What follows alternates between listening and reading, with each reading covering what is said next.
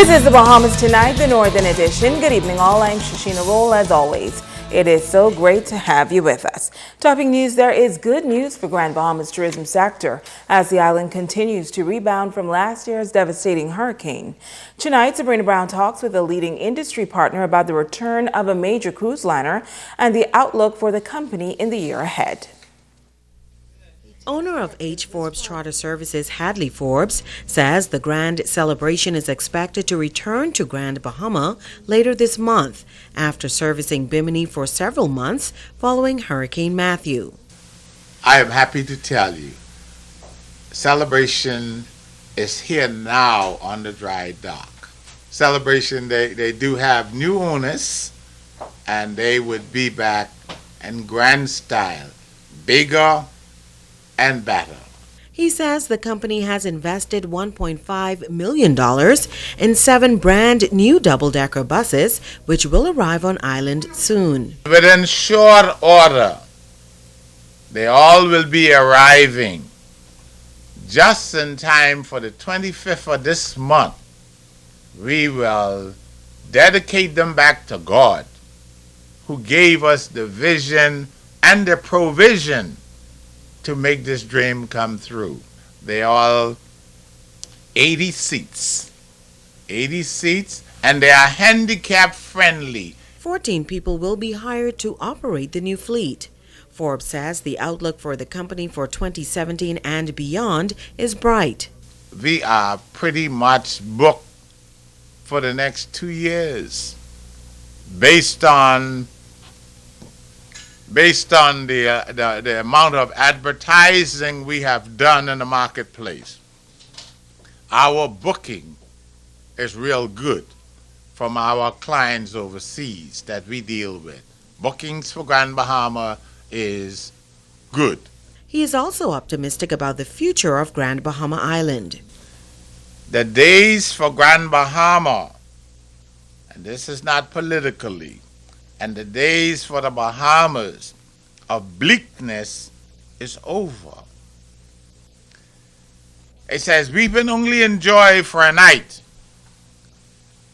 but joy comes in the morning. Matthew was a wake-up call, and now Matthew is gone. We cannot continue to lick our wounds and talk about them all the time. We got to talk about building a country. Sabrina Brown, ZNS Network News. It was back to the classrooms today for students in the public school system. Students at the Lewis Yard and Bartlett Hill Primary Schools returned to makeshift classrooms off campus as renovations are continuing at the main campus that were destroyed by Hurricane Matthew. Nonetheless, school officials say they are looking forward to a banner year. Megan Shepard reports. Almost every school on Grand Bahama was affected by Hurricane Matthew back in October of last year, losing precious work days. This Wednesday morning, government schools officially reopened for the new school term. Principal of Lewis Yard Primary, Juanita Hanna, says they are excited to begin once again. We had some minor successes this first term, but we're looking for greater things. This year our goal is to improve our reading and numeracy skills for our students, at least by 1 grade level. And so we're excited. We have our reading specialists on board, and so we know that definitely with that assistance that we're going to do very well this school year. These group of students have set some big goals and outline how they plan to achieve them. I did good for last year. I get the 3 points. My goal this year is to get a 3-point through a 4-point to come first in my class, and I'm going to accomplish it by working hard and focusing and encouraging myself to do better. I did good on my report card, but I could have done better. My goals for this year is getting over a 3-point and getting a scholarship, and I can accomplish that by working hard and playing hard in the sports I play. I did a very good job in my exams, but I'll try and do my best this year. This year I'm going to try for a 3-point and over, and I will accomplish that by working hard, studying more, and trying to get all my books for this year. In the Western District, Principal of Bartlett Hill Primary, Gia Walker, says they are excited to begin fresh this year. She outlines the plan for the future. I want to continue making sure that work comes first. You know, we would have lost quite a bit of school time during the last term due to the hurricane. So we're still trying to make up some of that teaching time. So again, we've cut out some of our extracurricular activities to make sure that we get as much teaching time with our students as possible. Students in the West also sharing how they plan to end the school year with a bang. Report card day was a little bad for me because I got a 3.13. I dropped from a 3.91. And I am hoping to reach for at least a 4.0 this year. This year I will try to stop playing and get and work harder to achieve all goals I wanted.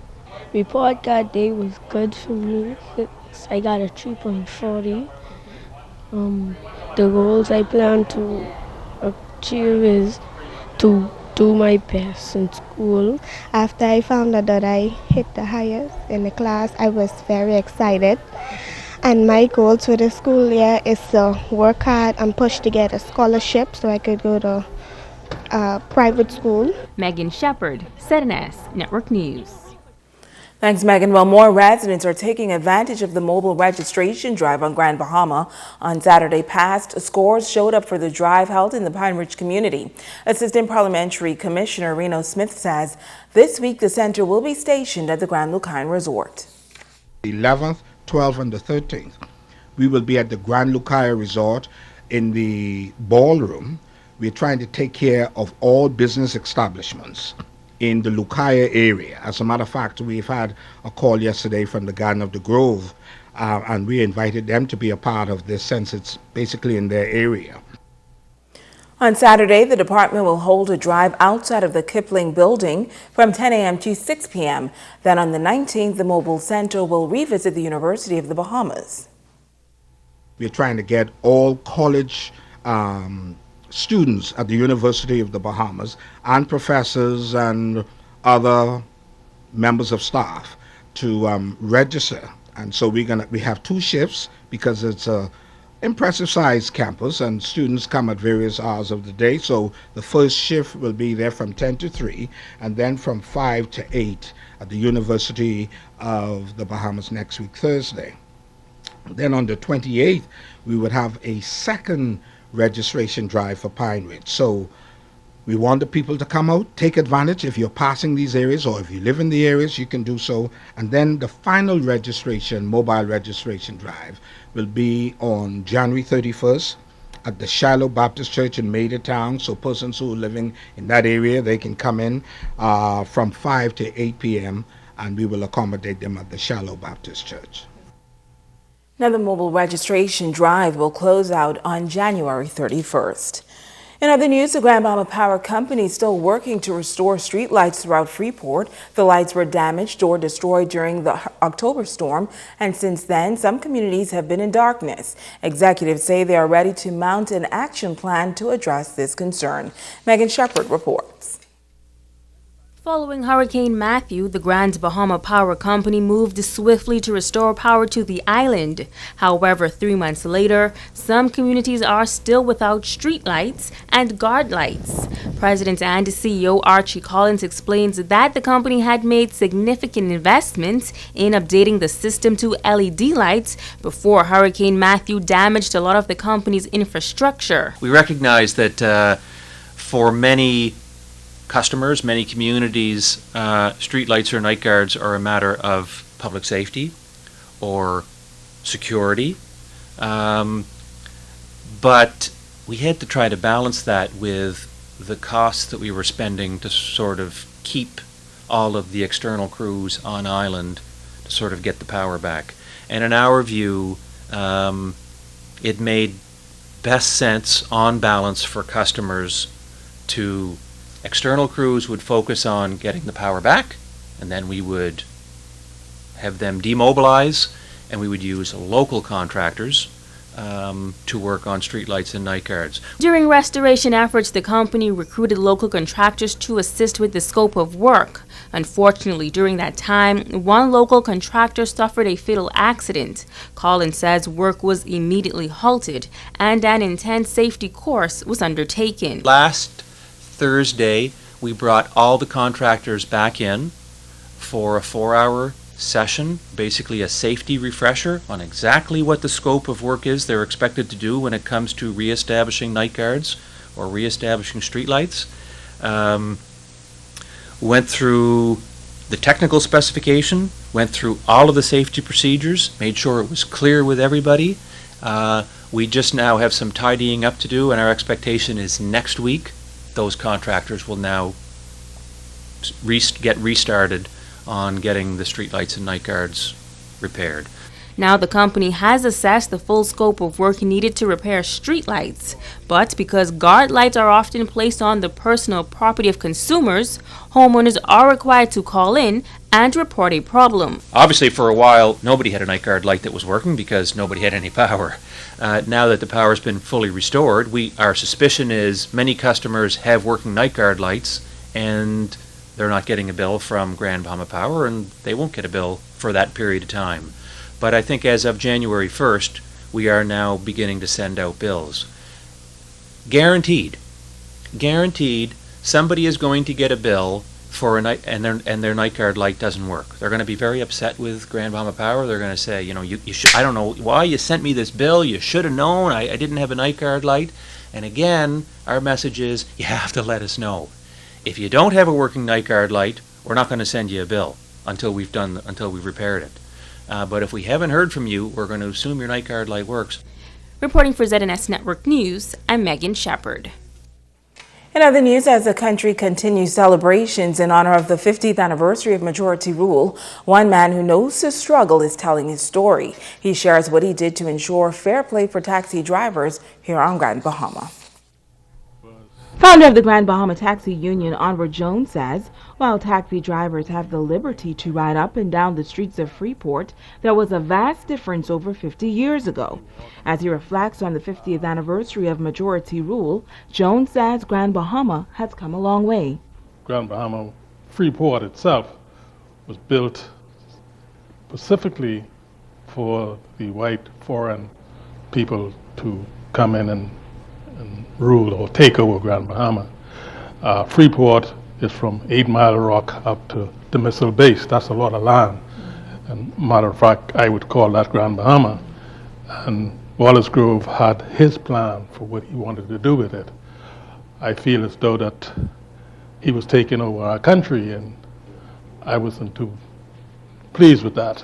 As the president of the taxi union, Jones says he used his role to bring about change on Grand Bahama. The citizen of Grand Bahama didn't really knew what was going on, but I knew what was going on. So I decided that we can't let this happen. We gotta change this, which through the will of God, we got that change. He guided me, told me what to do, and I sort of shut it down. So how exactly did he shut it down? The founder of the taxi union says he went to Wallace Groves himself, and after talking with him on their issues didn't work, he formed a plan of action. One day I got my fellas together and I said, look guys, we can't work in Freeport the way we're supposed to. We are licensed, and this is what we have to do.